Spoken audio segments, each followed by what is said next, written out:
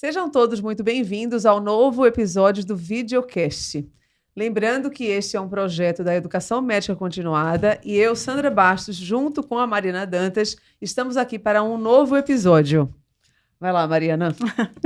Hoje o nosso entrevistado é o professor Mário Augusto Ferrari. Ele é de formação cirurgião de cabeça e pescoço, com atuação na área de integração entre medicina, educação e inovação. Ele é professor livre-docente da USP e é especialista em educação na saúde, docente e preceptoria médica. E por que a gente convidou o professor Mário para vir aqui? Recentemente, numa aula no departamento de otorrino da Escola Paulista, ele deu uma excelente aula sobre a evolução da didática ao longo dos anos, como adaptar a didática, as aulas, a preceptoria para essa nova geração, que é bastante diferente da nossa, né, como é que a gente aprendeu, e deu várias dicas de como fazer essas alterações, como funciona isso, falou de temas como storytelling, e foi realmente muito cativante. Então, a gente queria dividir essa experiência aqui com você. Muito obrigada, né, por ter vindo, porque é isso que eu estava com a Mariana nessa aula, e daí a gente falou, não, quando ela acabou a aula, né, que eu estava te falando, vamos chamar o Mário para o videocast. E daí estamos aqui com você, com uma grande alegria. É um prazer, pessoal. Obrigado, Mariana. Obrigado, Sandra, pelo convite. É uma alegria muito grande estar aqui com vocês. E eu fico feliz que se a aula foi dessa maneira e vocês me convidaram, é sinal que a gente conseguiu atingir o objetivo que a gente tinha ali na aula, que era tentar encantar, né? Esse é o objetivo principal de qualquer aula que a gente dá. É tentar encantar a pessoa que está nos ouvindo, né? Conseguiu. E eu acho que uma das coisas mais importantes que a gente tem, né, como a gente já conversou no passado, é o tempo, realmente, né? Então, se a pessoa está dedicando o tempo dela para te ouvir, aquilo tem que ser fantástico, né? Eu penso assim, obrigado pelo convite, é um prazer. E como é que isso tudo começou aí na tua vida? Me conta, porque daí você é cirurgião, e daí como é que isso entrou assim? Como é que explica? Então, a história é longa, eu vou vamos dizer, resumir ela bastante, né? Eu tinha uma escola de mergulho, eu trabalhava com mergulho, e eu comecei a me apaixonar muito pela parte de ensino, né? E com 17 anos eu era instrutor de mergulho. E aí a gente foi evoluindo nisso, e quando eu estava com 21 eu era responsável pela formação de instrutores de toda o Mercosul. E só dando aula, formava instrutores que formavam os instrutores, né? Então a gente tinha uma posição vamos dizer, de importância, né, dentro da associação que a gente representava, que tinha vindo para o Brasil. E aí eu cada vez mais comecei a me aprimorar nessa parte de ensino, né? Então a primeira vez que eu entrei numa sala de aula eu tinha 17 anos. Só que eu tinha um problema, né? Porque todo mundo olhava e eu tinha cara de moleque, né? É porque você era moleque, né? Então, não, mas é que eu acho que eu ainda tenho, na verdade, né? Tirando a parte do cabelo branco, né? Pois é. Cabelo branco não dá para disfarçar, mas tirando isso. Enfim, e aí eu tinha que, né, mostrar, vamos dizer, segurança, e com isso você vai desenvolvendo uma série de técnicas, uma série de coisas. E aí passou isso, eu fui fazer faculdade de biologia, depois que eu terminei a faculdade de biologia, eu fui fazer medicina. E nesse inteirinho eu comecei a ir muito para a área de emergência, né, da parte de emergência de mergulho, da parte de emergência de resgate e tal, e dando treinamento nas Forças Armadas, por mais de 10 anos, dei treinamento nas Forças Armadas, então sempre a sala de aula era um troço que me cativa demais. É algo que me apaixona demais, sabe? Você poder fazer o olho brilhar ali com alguma coisa que você está falando, alguma técnica que você está usando. Uhum. E eu acho que tudo isso é de se aprender, né? Não é tão inato como a pessoa acha, né? É prática, é você trabalhar em cima daquilo, né? E aí eu acho que foi daí que saiu essa parte do ensino, né? E aí depois que eu fui fazer faculdade de medicina, eu acabei me enveredando de vez para isso, né? Então você começou com a educação antes mesmo da medicina, bem né? Antes da medicina. E depois da cabeça e pescoço, você foi fazer uma formação extra em didática. Depois eu fiz fiz cabeça e pescoço, eu fiz cirurgia geral, fiz cabeça e pescoço. E aí eu fui fazer a parte de didática e de docência, né? Então eu fiz um treinamento no CEDEM, na USP, né? E daí depois fui fazer um treinamento no Einstein. E aí comecei a ficar cada vez mais doido com esse negócio, cada vez mais insano de querer aprender mais, querer fazer mais. E aí o que eu comecei a juntar nisso, já nos últimos, vamos dizer, 2, 3 anos, é a inteligência artificial. E aí juntar a inteligência artificial com o ensino é algo mágico, é algo espetacular. Mas aí, peraí, vamos voltar lá para a didática. O que é didática? Então, assim, o que é para você didática? Então, didática é a capacidade de você poder transmitir alguma coisa que pode ser complexa de uma maneira extremamente fácil de ser digerida. Né? Então, quando a gente fala, por exemplo, vamos aprender o ciclo de Krebs. É uma desgraça anunciada o ciclo de Krebs. Né? Só que você pode utilizar isso de várias maneiras, de várias técnicas, de vários jeitos de falar, para que isso se torne fácil de aprender. E, além disso, acho que a didática está muito envolvida com gerenciamento de sala de aula. Né? Então, a maneira como você se posiciona, a maneira como você fala, a maneira como você chama as pessoas, a maneira como você consegue manter a atenção das pessoas para isso. Né? Então, eu faço muito o paralelo disso em relação à Disney. Né? Então, quem vai para a Disney não vai para o parque de diversões. Né? Ele vai porque ele vai viver uma experiência mágica, espetacular. Então, se você não entender que a sua aula ela tem que ser uma experiência espetacular, você não está com uma boa didática. Né? Eu acho que quando você atinge o seu objetivo é quando a pessoa sai da aula falando assim, não vejo a hora desse cara dar outra aula para mim. Né? Todos nós tivemos excelentes professores e péssimos professores. E a gente lembra dos dois. Lembra, Né? Do péssimo e do melhor que a gente teve. Sim. Então, eu acho que assim, a gente tem que ser lembrado por ser aquele cara que fala assim, nossa, eu não vejo a hora desse cara assistir outra aula. Então, é como se fala, né? A forma que se fala e o que se fala. Exato. E a técnica que você usa para falar aquilo. Né? Então, eu acho que didática reúne tudo isso, né? A maneira de você ensinar, como você chamar atenção, como você instigar, né? Eu entendo, isso é uma coisa mais particular minha, eu entendo que atualmente, na realidade que a gente vive em relação aos alunos de hoje em dia, a última coisa que a gente faz é ensinar. Eu acho que a gente primeiro tem que inspirar essas pessoas a quererem aprender. Né? Então, depois que eu faço por essa parte, que eu consigo inspirá-los, que eu consigo orientá-los, eu posso tentar ensinar alguma coisa. Mas se eu entrar falando assim, hoje eu vim para vocês para ensinar isso, eu não vou atingir meu objetivo. Ou então muitos poucos daqueles que estão querendo aprender de qualquer jeito, a qualquer custo, que por pior que seja a sua aula, esse cara vai aprender alguma coisa de qualquer jeito ali. Então eu acho que a grande jogada é essa, é você inspirar ele a querer aprender, e mais do que isso, né? Querer aprender com, sem ou apesar do professor. Tá. Até porque fonte para estudar é infinita hoje em dia. Se o cara quiser ser autodidata, exatamente, ele vai ser. O que ele precisa é querer aprender. E a função do professor mudou. Né? A gente tem que entender isso muito claro. Né? O professor, no passado, ele era um detentor de conhecimento. É feito o médico, né? O médico antigamente também tinha essa posição, né? Ele era um detentor de conhecimento. Então, vamos dizer assim, o ensino, a origem do ensino, ela é socrática. Né? Então, era 1 para 1. Né? Eu tinha um instrutor e eu tinha um aluno. O cara sentava na areia e rascunhava lá o que ele queria mostrar, ou qualquer coisa parecida com isso embaixo de uma árvore. Sim. Quando você tem uma sala com 50 alunos, com 100 alunos, isso é praticamente inviável. Então, hoje, a função com a questão da inteligência artificial, com a questão da internet, a maneira do aluno aprender mudou. O aluno não é o mesmo que era na nossa época. E o professor não pode ser o mesmo que era na nossa época. Sim. Então, nós não somos mais detentores de conhecimento.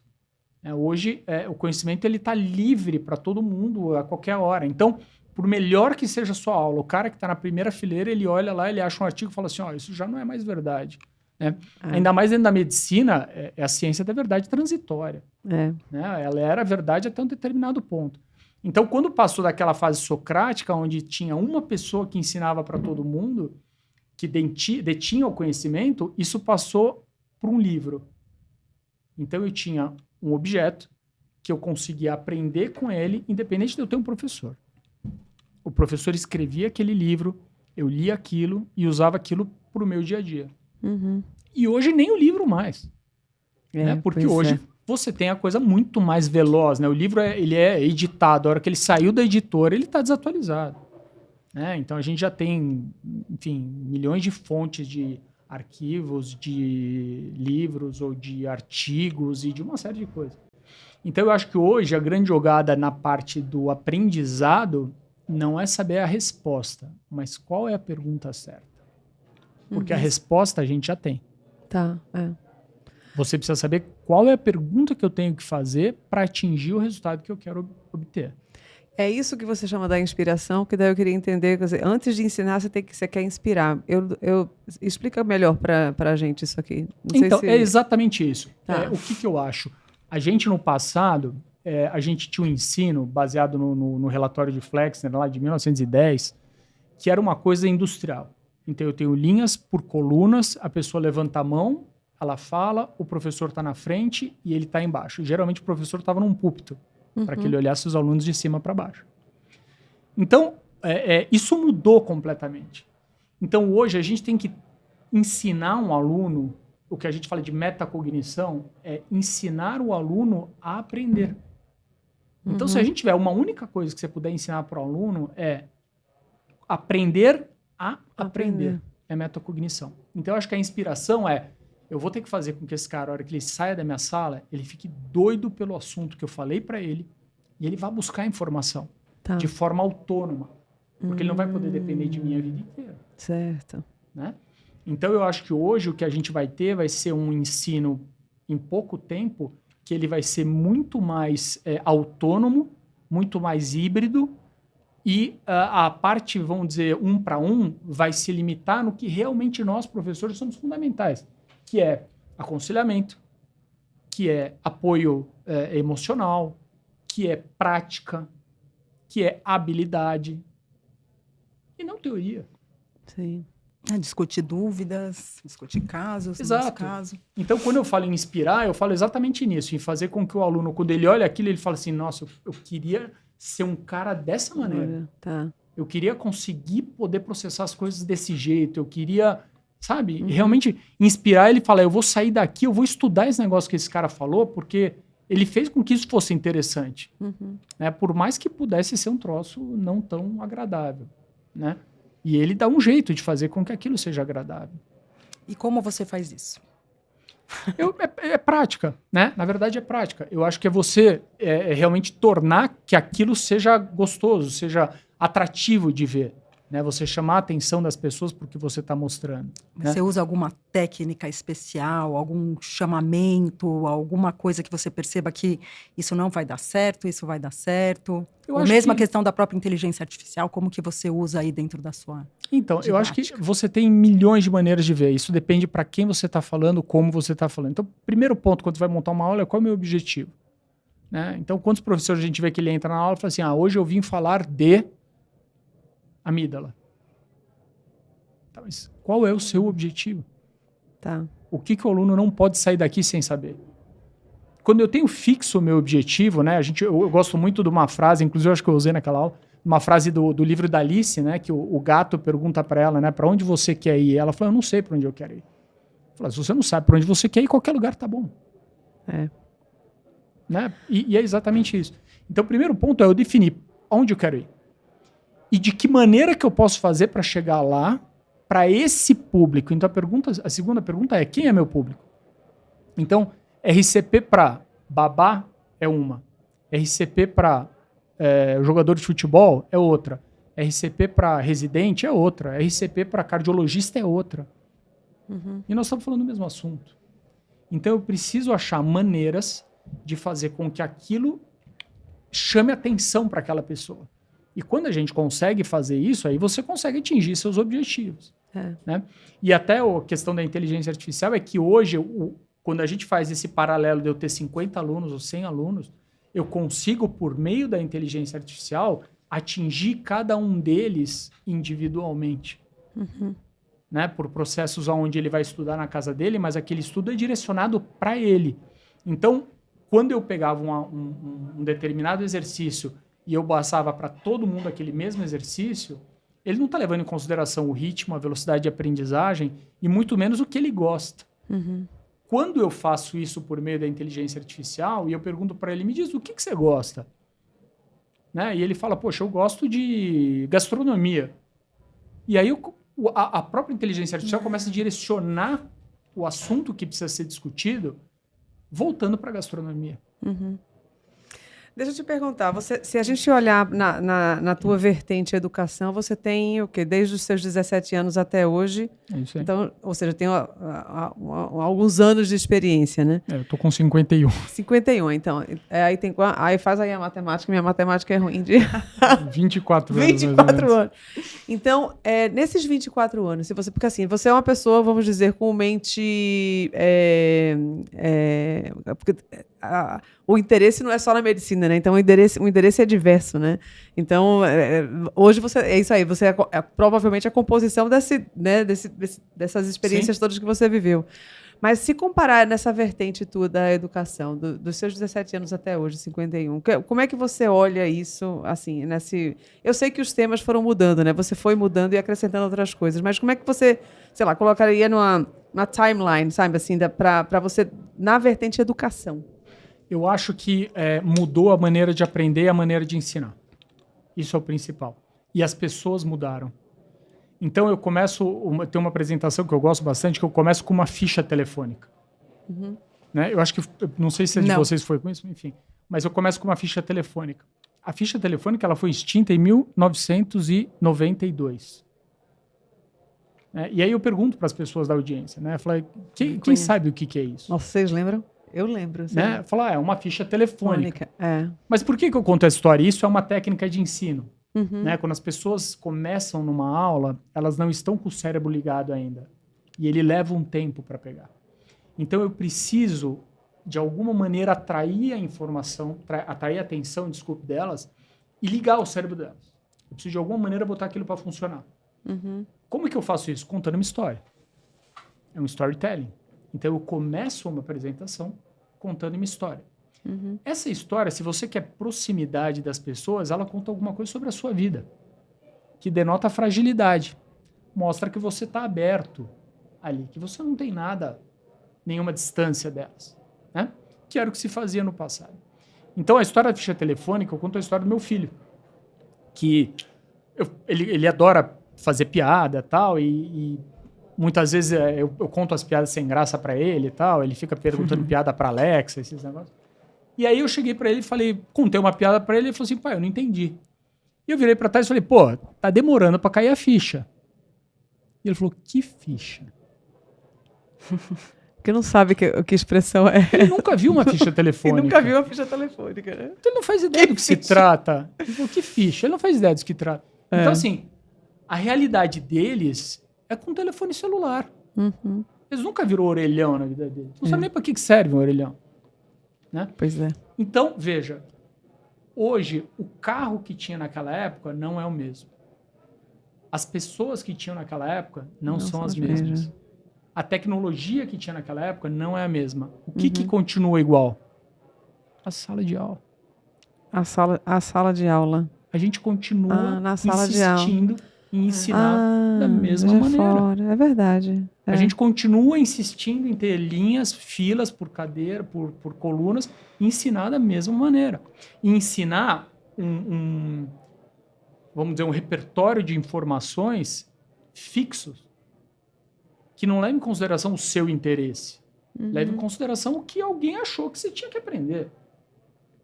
Né? Então, hoje no ensino básico, por exemplo, a gente aprende a tal da fórmula de Bhaskara, que até hoje a gente não sabe para que serve aquilo, mas ninguém nunca aprendeu que precisa fazer imposto de renda. Mas você tem que fazer imposto de renda. Um dia na sua vida você vai ter que fazer. Mas a forma a gente aprendeu. Por que tem essa diferença tão grande? Porque na pedagogia funciona meio no entuba. Né? Então, assim, você vai ter que aprender isso, entuba que dói menos e tá tudo bem. Na andragogia, ou seja, no aprendizado do adulto, se aquilo não tiver significância, ele não aprende. Então, se você entrar numa sala de aula e você não souber para que serve aquela informação que você está passando para ele não vai reter. O adulto funciona dessa maneira.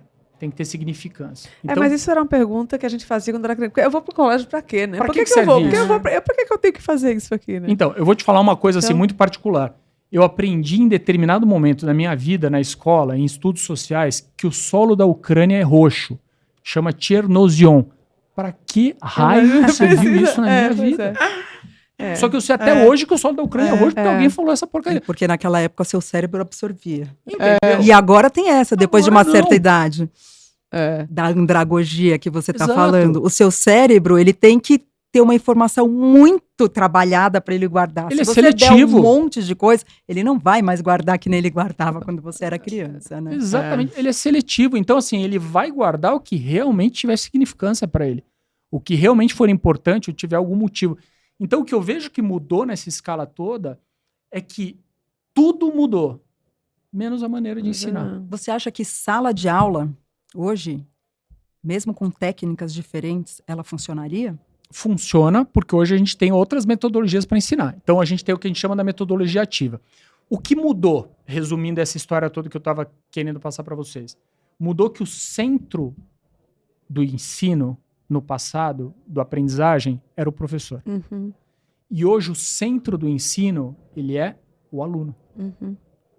Então, isso foi a grande virada de chave. Então, antes, enquanto o professor era o bambambam, era o tal, hoje não, hoje o aluno que é.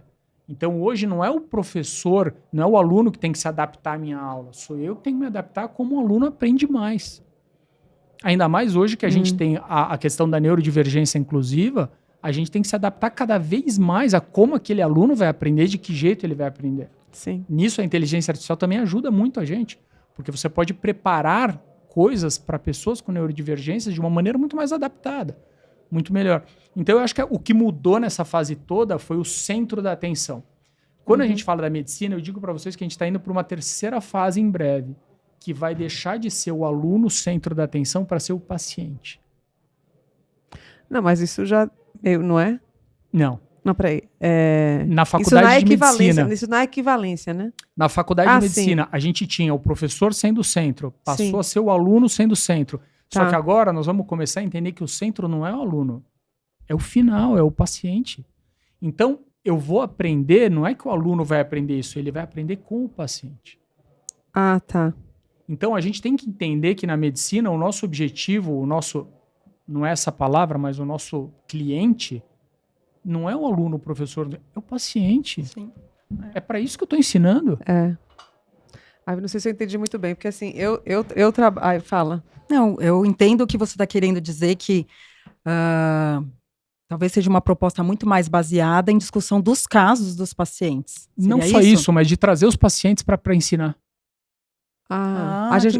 O aluno ouvir do paciente? Do paciente. Ah, tá. Em vez de eu dizer que um quadro clínico ele dá amaurose e ele dá alteração motora, é o paciente que vai falar pro aluno. E o aluno vai guardar isso do paciente. Ou vídeo. Exato. Então eu acho que hoje a gente tem até ferramentas que fazem isso. Hoje você ouvir o paciente, ele é muito mais emotivo, ele é muito mais inspiracional, ele agarra muito mais a informação do que ele ouvir de um professor. Você sabe, eu ouvindo antes, né, antes da Mariana falar, porque assim, eu otorrino, né, e daí eu trabalho só com zumbido, né, como algumas pessoas sabem. E no zumbido eu preciso muito que o paciente seja o protagonista da vida dele, assim, e protagonista da doença dele, e protagonista da condição dele de estar ouvindo o zumbido.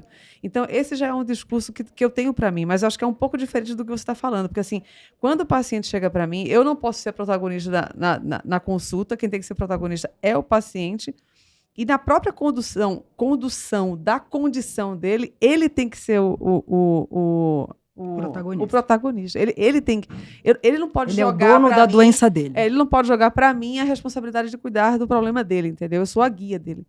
Então, eu não sei se dá pra gente juntar... É a mesma coisa. Eu acho que é a mesma coisa. Exatamente. Então, ele tem... Então, né? O aluno, ele tem que ser responsável, ele tem que se responsabilizar pelo aprendizado dele. Exatamente. Só que eu acho que a gente vai chegar numa fase que isso vai ser muito mais atrativo quando ele estiver mais próximo do paciente. Então, a gente tem algumas faculdades que já estão passando para 3 anos de internato. Né? Então, a gente tirar cada vez mais carga teórica e a gente colocar cada vez mais coisa prática. A carga teórica... Por isso que eu perguntei, você acha que a sala de aula ainda é um modelo que vai existir muito tempo ou vai ser uma aula à beira do leito? Eu acho que ele vai ter a aula teórica, mas eu acho que ela vai ter não por teoria, ela vai ter por agregação de grupos, por trabalhos em grupos, por esse tipo de coisa. Então, eu entendo que vai ser muito mais beira-leito dentro da medicina, muito mais. Mas eu acho que a sala de aula ela sempre vai ter espaço porque você vai ter o espaço de trabalhos de grupo. Né? Então, quando a gente fala hoje da metodologia ativa, que é o que todo mundo usa, o termo metodologia ativa, você coloca o aluno no centro do negócio e o professor sendo só um orientador. Então, quando eu falo sala de aula, eu entendo como um local físico, mas não entendo como um local onde o professor está no palanque ensinando aquilo. Eu entendo de uma maneira diferente. Eu entendo que realmente a sala de aula ela vai ser um espaço físico onde eu vou ter mais pessoas junto, trabalhando, alunos trabalhando junto e aprendizado por pares, entre eles também. E não a sala de aula clássica que a gente tem hoje, do professor estar lá na frente e ele derrubar conhecimento, que muitas vezes é um contrato. Né? É um contrato, eu finjo que ensino, ele finge que aprendeu. Eu faço uma prova, ele decora, ele põe a nota, eu dou a nota e ele está aprovado. Né? E aí, eu acho que chega uma grande insatisfação, assim, uma inquietação minha, né? Que é uma coisa muito particular. Eu acho que é o seguinte, quando a gente forma um aluno, principalmente na faculdade de medicina, se ele tem a nota 7 para passar, eu me responsabilizo por dizer que 30% do que ele aprendeu, ele não sabe. Concorda? 30% do que foi ensinado, ele tirou nota 7, ele passou. Ah, sim, certo, entendi. Certo, ele passou. Certo. 30% do que eu ensinei, ou do que eu tentei ensinar, ele não sabe. Ele não sabe. Ele não sabe, é verdade. É né? verdade. E aí eu paro pra pensar, não, mas eu tô levando a minha mãe lá e falo assim, essa aula eu faltei. Essa faz parte daqueles 30% meu. Não sei te dizer. Então eu acho que a gente tem que mudar essa pegada de ser alguma coisa exclusivamente somativa, que isso já está acontecendo, para ser algo formativo ao longo do tempo. E baseado em competências e não em nota. Competência é alguma coisa que envolve conhecimento, habilidades e atitudes. Então, qual que é a minha grande inquietação? Hoje a faculdade de medicina dura 6 anos. Então ela é tempo fixo e resultado variável. Eu posso ter um cara que se formou muito bem e eu posso ter um cara que se formou medianamente. Mas em 6 anos... Ele vai terminar. Ele terminou. Ele terminou, E o que deveria acontecer, baseado em competências, é o oposto. O resultado é fixo. Certo, O tempo... Mas o tempo é variável. Ou seja, tem que se introduzir a palavra ainda. Você ainda não está pronto para isso. Sim. E quando a gente fala em competências, é exatamente isso. Você ainda não tem o conhecimento, a habilidade ou a atitude necessária para você compor tudo isso. Mas quais são essas habilidades? São todas as habilidades que compõem determinado curso. Que ele precisa conseguir cumprir. Ele chegou nesse 100%, ele precisa ficar 6 anos na faculdade? Pois é. Por quê? Por quê? Porque a experiência que vai... É a vivência que vai... Entende? Mas, por outro lado, ele não atingiu essas competências, ele está pronto? Pois é. Aí independente do motivo, né? Independente do motivo. Eu assumo a responsabilidade de dizer que não, ele vai tirar o diploma dele, ele está pronto, mesmo ele não tendo atingido essas competências? Então, essa é uma inquietação que eu tenho muito grande. Mas porque o método de avaliação que deveria ser outro, Exato, né? A gente forma as pessoas e se você for formar um aluno e a hora que você entregar o diploma da mão dele no dia da formatura, você fala assim, eu deixaria esse cara atender minha mãe? Pois é. Mas eu não conheço nenhuma outra universidade que o sistema avaliativo não seja ainda prova. Sentar, questão dissertativa, talvez uma parte, uns 30%, nunca é a maior parte de uma carga prática, mas é isso. Não tem uma avaliação a longo prazo do que ele aprendeu, é aquele momento, aquele dia, se o cara passou mal aquele dia, se o cara estava com dor de cabeça e foi mal, azar o dele. Ou se o cara decorou tudo na véspera, que aquele conhecimento vai cair da cabeça dele dali a 10 minutos, ele vai lá de 70% na teórica, na prática vai mais ou menos, aí o cara passa. Você conhece outro método em outro lugar? Então, já existem faculdades que estão usando métodos diferentes disso. Não vou te dizer que é 100%, não vou te dizer que é o ideal, mas assim, eles já estão usando realmente avaliações formativas.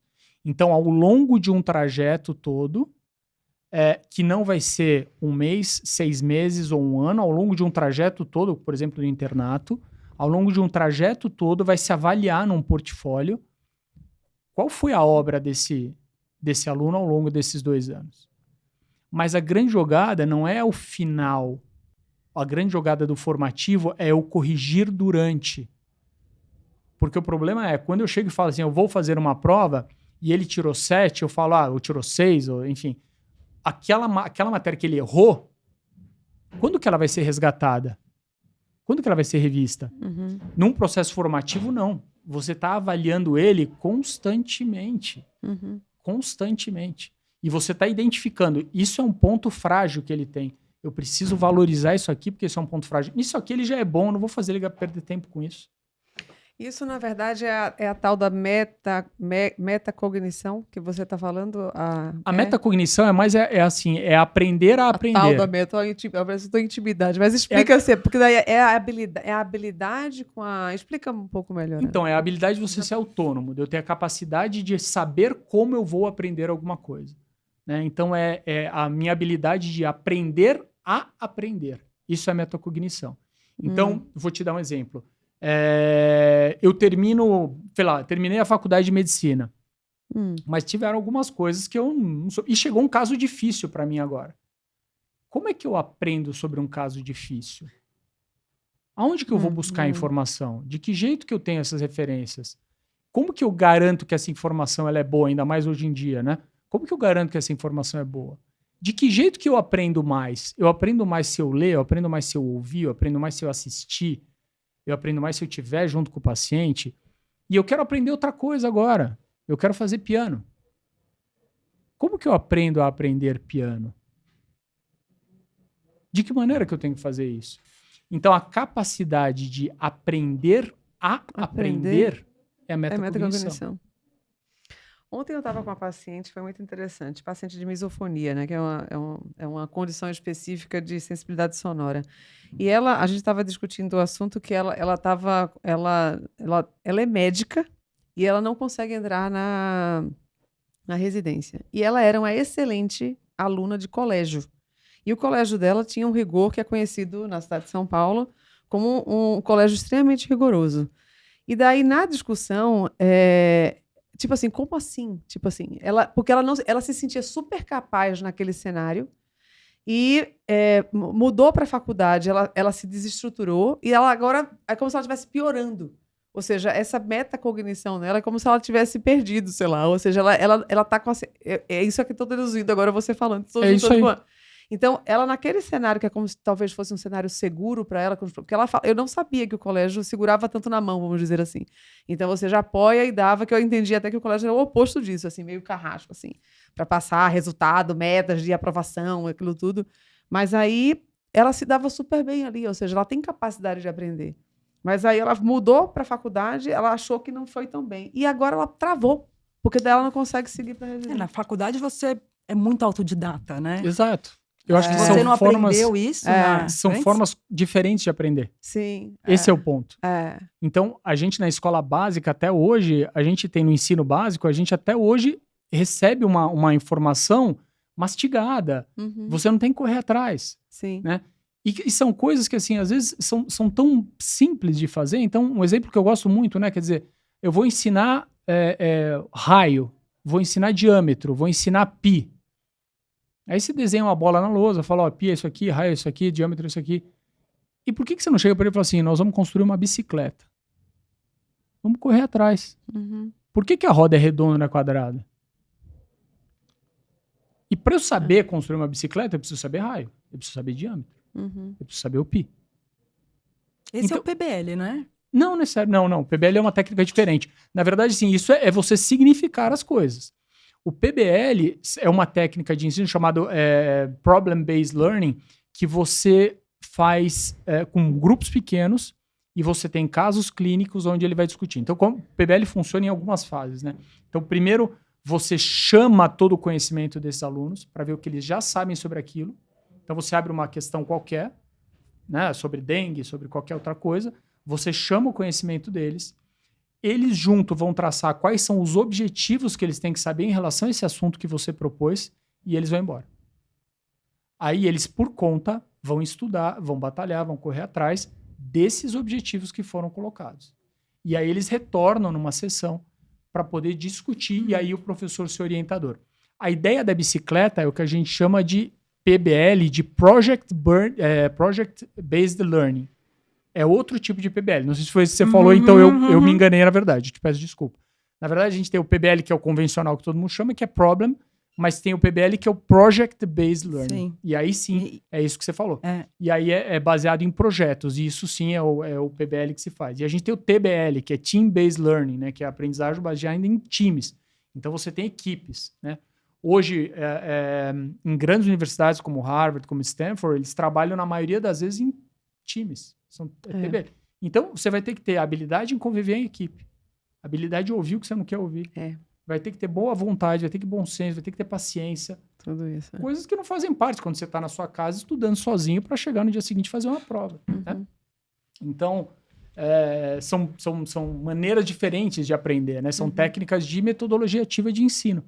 Bem legais de usar, né? E deixa eu te perguntar, a inteligência artificial, ela veio para ficar, isso aí já virou um chavão que não tem, né? Já não precisa repetir. Mas ela vai ajudar, vai atrapalhar, como ela pode ser entendida assim no contexto geral, mas aí puxando para a educação, né, especificamente, e talvez, sei lá, para a medicina, né, já que é nossa. Eu vejo da seguinte maneira: a inteligência artificial, quer queira, quer não, é um fato. E não é futuro, é realidade. Sim. Né?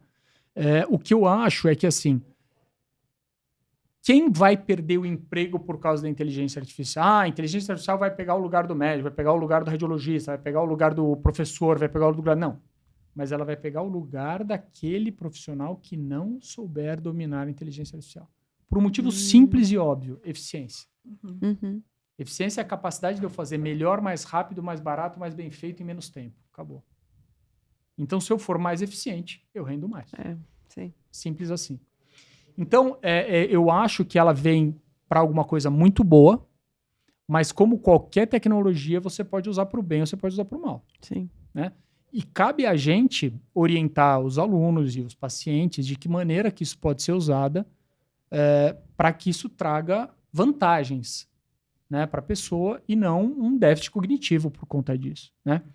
Quando a gente fala em cognição, a gente fala na pirâmide de Bloom, né, e a gente tem as bases, né, vamos dizer, os degraus mais baixos de cognição, que é decorar, que é relembrar, esse tipo de coisa. A gente tem os mais altos, que é criar, aplicar. Né? Então, quando a gente trabalha com inteligência artificial em nível cognitivo alto, você está aumentando a sua cognição. Quando você trabalha em nível cognitivo baixo, você está diminuindo a sua cognição. Tá. Porque ela te dá a resposta pronta, se você quiser. Certo. Mas hoje, os grandes plataformas, né, de LLMs, os modelos de linguagem ampla, vamos dizer assim, eles têm formas de você utilizar maneiras acadêmicas dele. Né? Então, o ChatGPT, o próprio Claude, eles têm formas acadêmicas. Então, o que quer dizer isso? Você clica lá e ele não te dá a resposta. Ele vai trabalhar de uma maneira socrática. Ele vai te estimular perguntando o que você sabe daquilo para fazer com que você chegue na conclusão. E isso sim é significativo e a pessoa aprende. Só que não é tão prático, tão fácil, tão rápido quanto o aluno ir lá perguntar e ele responder. Então eu acho que tem N maneiras da gente utilizar a inteligência artificial que vai fazer com que a gente possa melhorar demais. Então um exemplo disso é o que eu falei para vocês do ensino. Então a gente pega... eu tenho uma plataforma onde ela se adapta constantemente ao ritmo e ao grau de dificuldade do aluno. Fazendo com que onde ele tenha dificuldade, ele vai receber mais informação, onde ele não tenha dificuldade, ele vai passar mais rápido. Isso faz com que o ensino seja muito mais adequado para ele. Mas por que não pode ser só isso? Porque o ensino ele não é exclusivo único. O ensino ele é social. Então eu preciso outras pessoas junto, eu preciso dessa fase toda. Então essa parte de dividir tarefas, de discutir assuntos, ela faz parte também. Mas a inteligência artificial pega 100 alunos e trata cada um deles como se tivesse um único professor. Então é quando a gente começa a criar os tutores individuais de ensino. Onde ele está o tempo inteiro avaliando aquela pessoa e vendo aonde eu preciso ajudar, aonde eu preciso melhorar, de que ritmo que ele vai, onde ele tem mais dificuldade. E aí entra mais uma vez a neurodivergência. Então, uma pessoa que tem, por exemplo, transtorno espectro autista, ele vai receber as informações de uma maneira sem, por exemplo, sarcasmo, sem ironia, porque ele não entende esse tipo de coisa. Né? Ele precisa de frases mais curtas. Uma pessoa que tem TDAH, não adianta eu botar um texto para ele de 2, 3, 4 folhas, que no meio do caminho ele já está fora daquilo. Então, eu preciso textos curtos, né? Coisas que sejam fáceis de serem digeridas. Dislexia, por exemplo, ele precisa estar o tempo inteiro sabendo aonde eu vou, de onde eu estou e para onde eu vou chegar. Então, eu preciso enumerar o que eu pretendo fazer com ele, né? Em relação a isso. Então, eu acho que a inteligência artificial ela vai ser muito, muito, muito boa nesse aspecto para o ensino. Né? De inclusão. De inclusão. E exato. na didática em si, assim, dá para separar isso? Não, assim, uma coisa é o ensino como um todo e como a inteligência artificial, porque daí você não tem jeito, tem que ter a pessoa envolvida, né?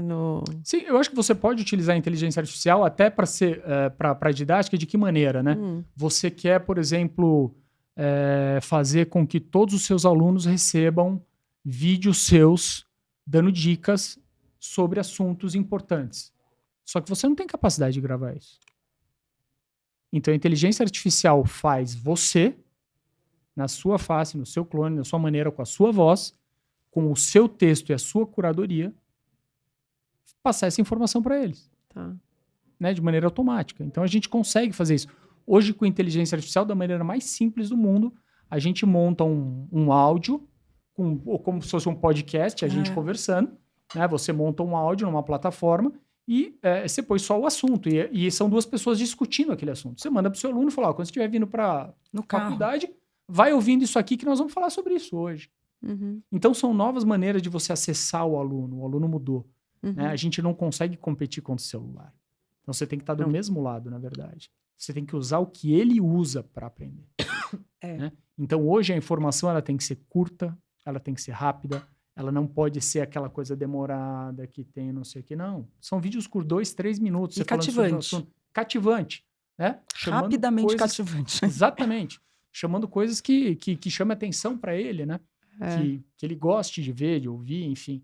Então, eu acho que a inteligência artificial ela ajuda muito a gente nesse processo. Né? De tornar mais didático, de tornar melhor ainda, né?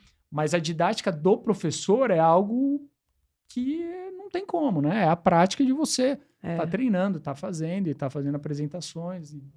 Depende do que você vai fazer. Você falou que a didática ela é aprendida, né? Mas eu não sei, assim, eu não sei, assim, calma, assim, porque você começou com 17 anos, assim, acho que você tinha na veia, sabe, essa coisa assim, meio, sabe?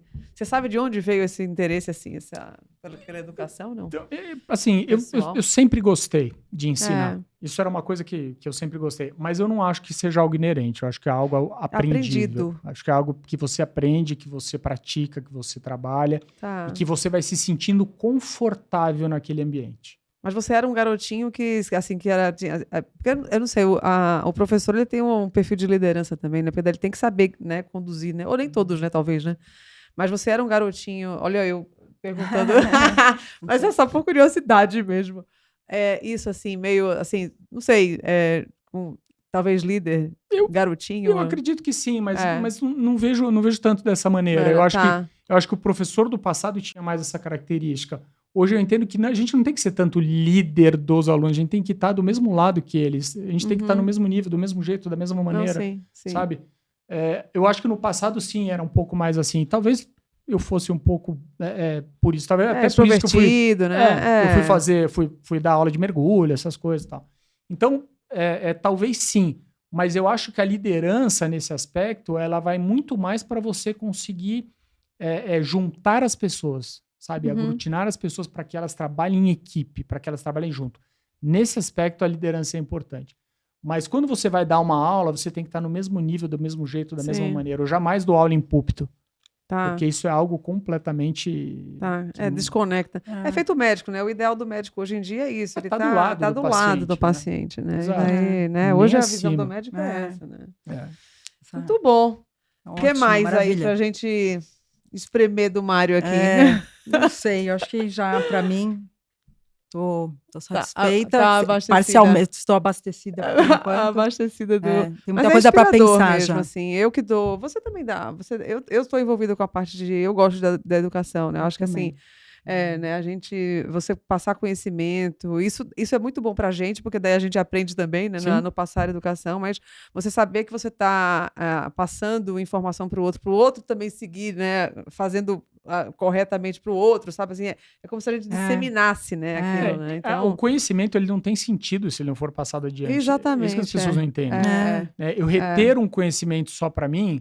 Tipo, não faz o menor sentido. Sabe, não faz sentido. A hora que eu morrer, acabou. Aquilo lá morreu e ninguém... sabe? Então, isso me instiga bastante, né? Você poder passar o conhecimento para o outro e ver que aquilo mudou, né? Aprender, a definição de aprendizagem é mudança de comportamento baseada em experiência. Uhum. Então, a nossa função é passar experiência. Sim. Seja ela qual for. Uhum. Seja ela uma aula, um livro, um vídeo, seja o que for, mas é passar experiência. Sim. Né? E se isso muda o comportamento de alguém, é sensacional. Sensacional. Né? Isso eu adoro isso. É espetacular, né? Então, eu acho que... Eu adoro isso aí. Uma coisa que eu sempre digo é que eu sou inquieto demais, né? Então, eu não consigo parar de querer aprender alguma coisa, de buscar alguma informação e de fazer alguma coisa. E eu acho que se a gente parar, se a gente falar assim, eu estou confortável, tem algo errado. É errado, exatamente. Eu acho que tem algo errado. A gente tem que estar sempre em busca de algo mais, de algo diferente, de algo que faça, né, inspirar, crescer. Eu acho que é por aí. É isso que você falou da inspiração. Eu uso muito isso na inspiração nos meus cursos, né? Nos meus eventos. Eu gosto de inspirar a pessoa mesmo, assim, de despertar, né? Despertar o interesse pelo tema, né? São insights, né? Insights, né? Que daí ela, né, a depender aí ela vai atrás se eu consegui ou não, né? Ou se aquilo era de fato alguma coisa que era para ela mesmo ou não, né? Mas eu vou contar uma história para vocês, pra gente poder finalizar, que me lembrou bastante isso agora.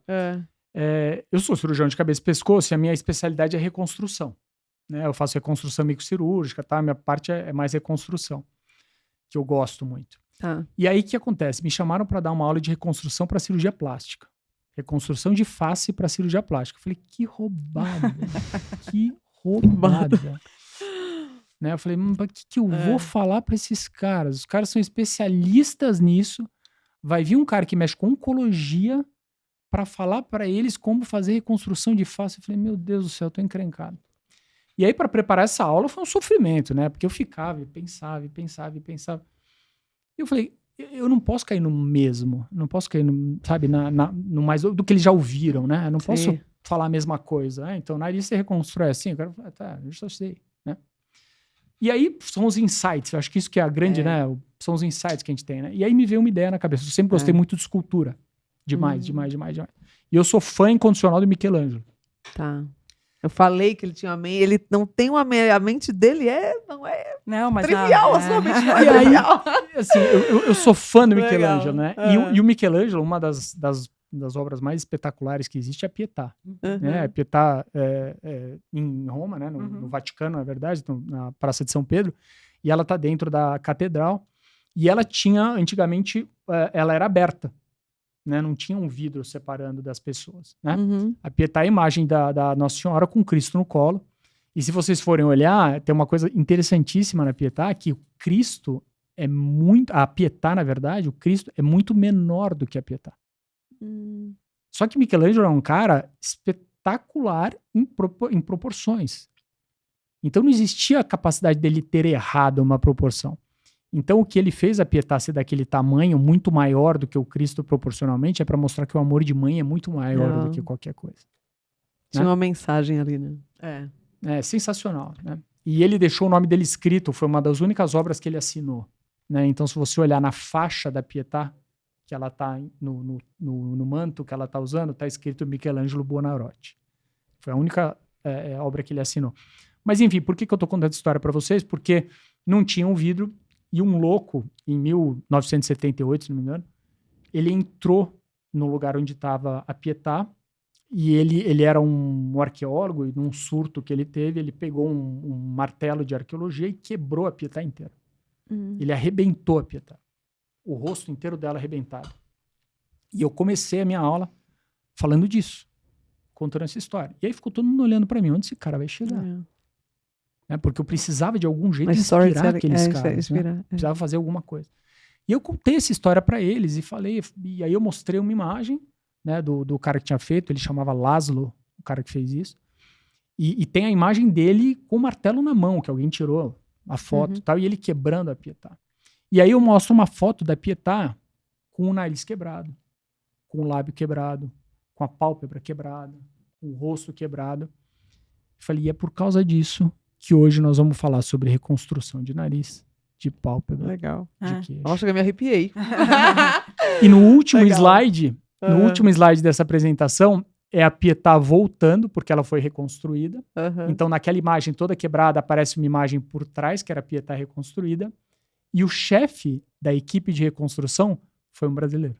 Sério? Que legal. Então, isso é muito legal. Então, eu acho que é isso que a gente busca. Muitas vezes eu estaria falando algumas coisas que sejam óbvias para ele, Sim, sim. mas de uma maneira inspiradora, de uma maneira que trouxesse um pouco Isso, o emocional das pessoas. Quando você joga o emocional assim, sem ser pejorativa, né? Mas aí você traz essa, você mexe no ponto do, exatamente, Você que liga. Eu acho que é por aí. Muito Nossa, legal. muito bom, Ótimo. muito bom. Espero a gente poder utilizar no nosso dia a dia de, né, preceptoria, aula, essas dicas e depois poder puxar mais. Não, é porque esses insights você acionou na gente, né, Maria? Daí, com certeza. quando Bom, a fico gente, feliz. quando acabou a aula e a gente, não, vamos fisgar o Mário pra gente passar isso para outras pessoas, né? Porque daí nós fomos privilegiadas ali naquela ocasião, né? Muito bom. E trazer você para a Associação de Otorrino aí, para todo mundo ter essa, né, oportunidade de ouvir você. É um prazer. Estou sempre à disposição. Obrigado mais uma vez pelo convite. Sim. Fico muito feliz de estar com vocês aqui. Obrigado. Muito obrigada. Até mais. E fiquem atentos aí para novos episódios do Videocast. Muito obrigada.